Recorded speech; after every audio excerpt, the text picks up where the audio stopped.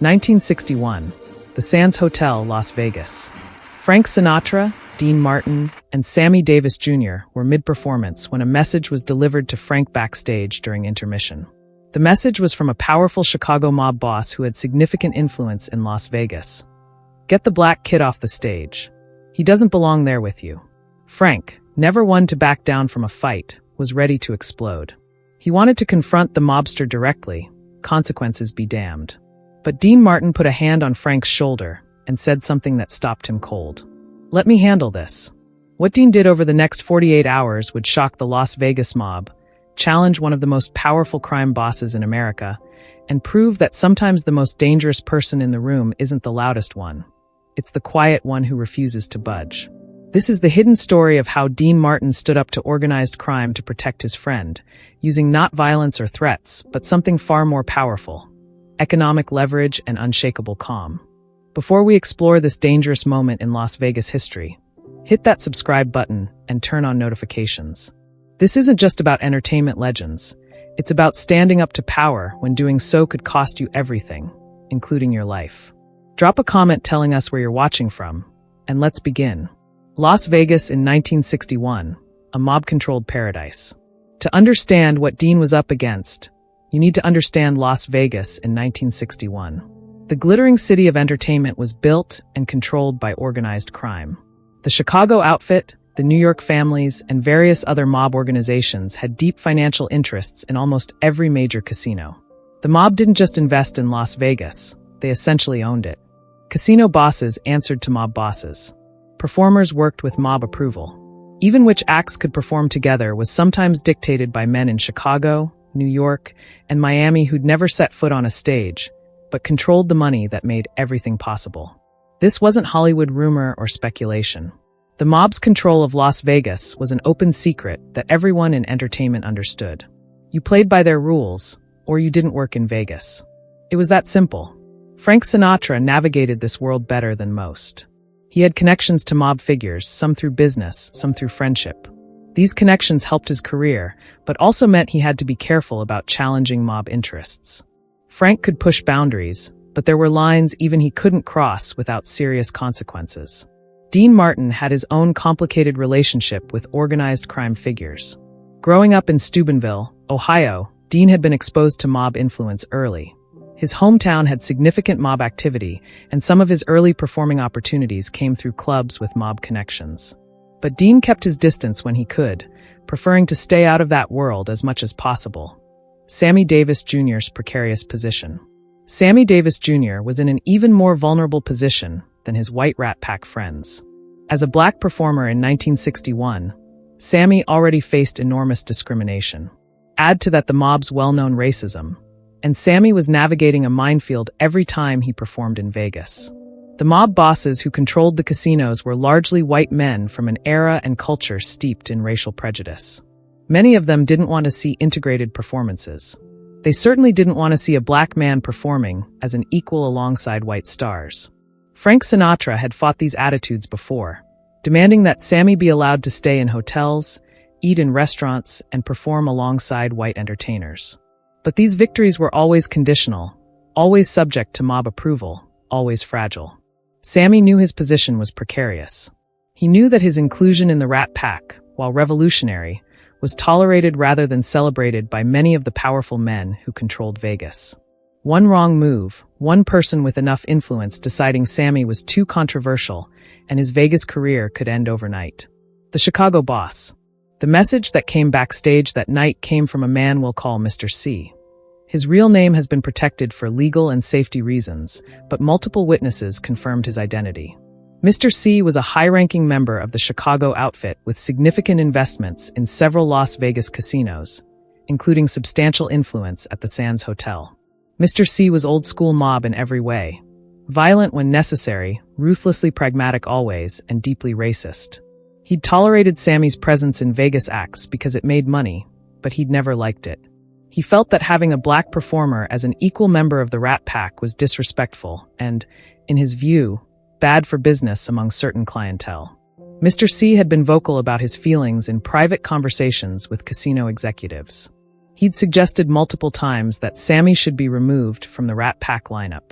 But as long as the Rat Pack was making money and Frank Sinatra, who had his own mob connections, was protecting Sammy, Mr. C had stayed his hand. But something had changed. Perhaps Mr. C was feeling more powerful. Perhaps he'd gotten pressure from other mob figures who shared his racist views.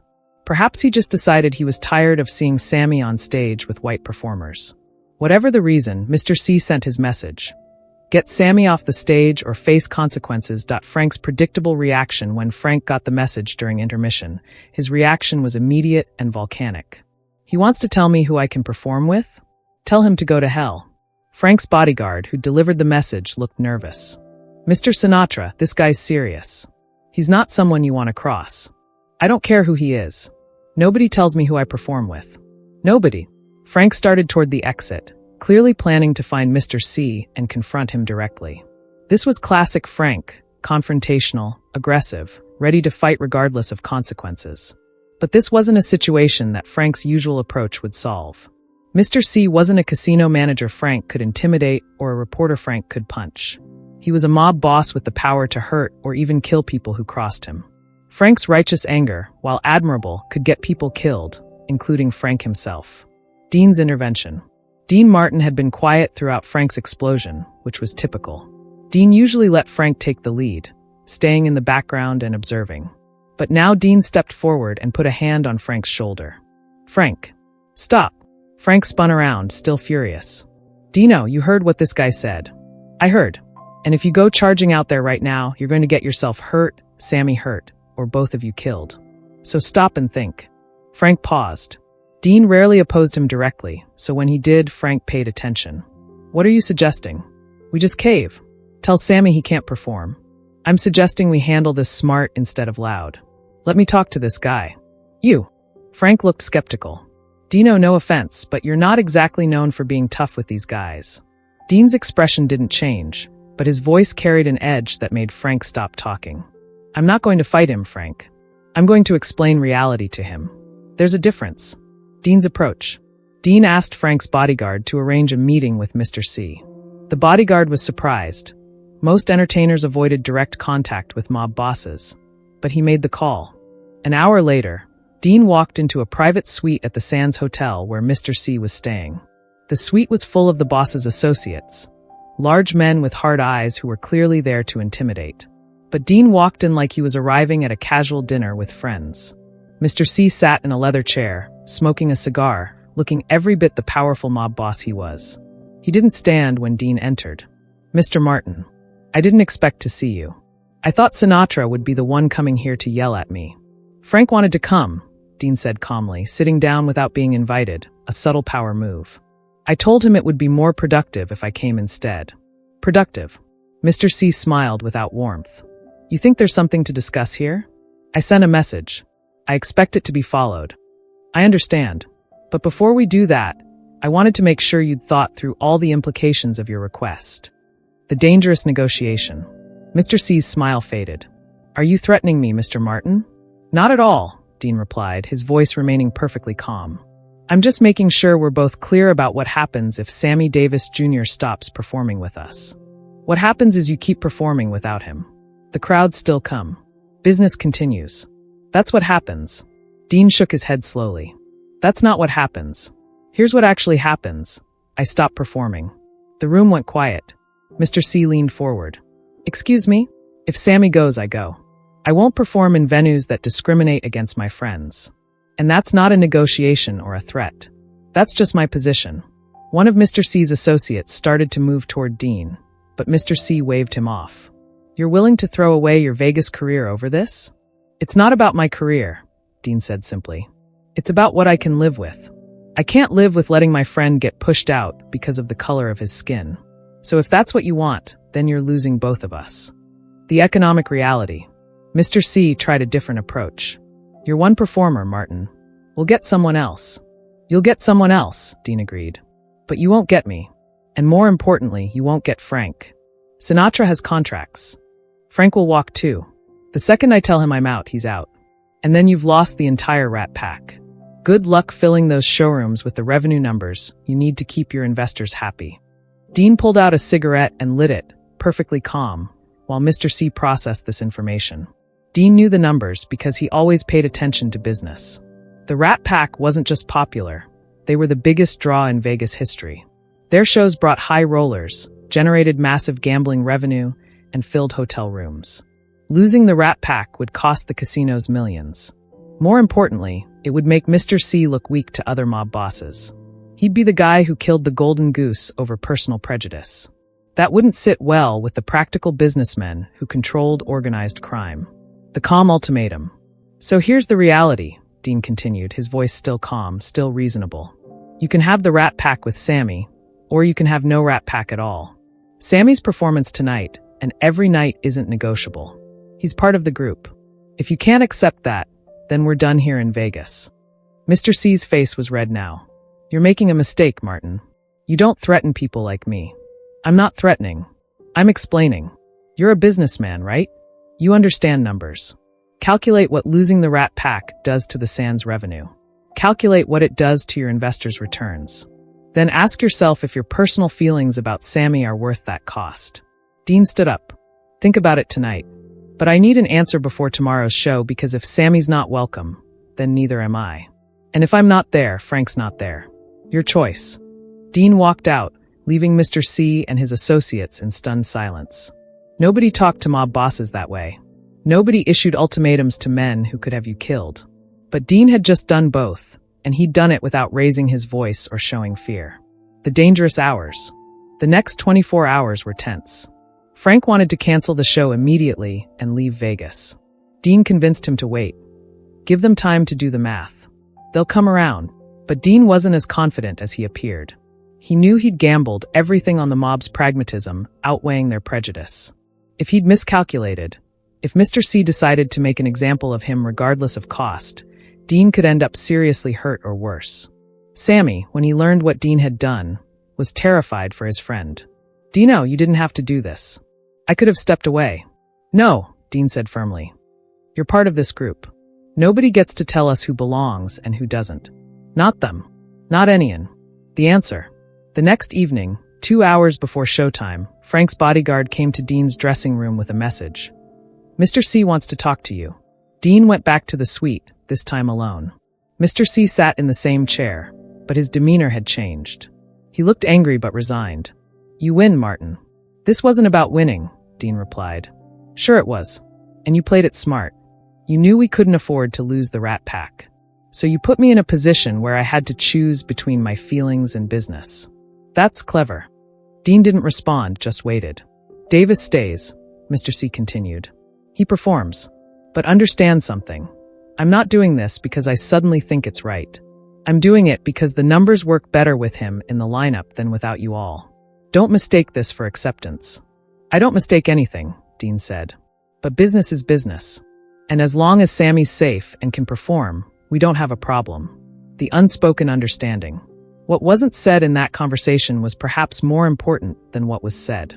Mr. C understood that Dean had outmaneuvered him, but Dean also understood that he'd made a permanent enemy. The mob doesn't forget when someone forces them to back down. Dean accepted that risk because protecting Sammy was more important than his own safety.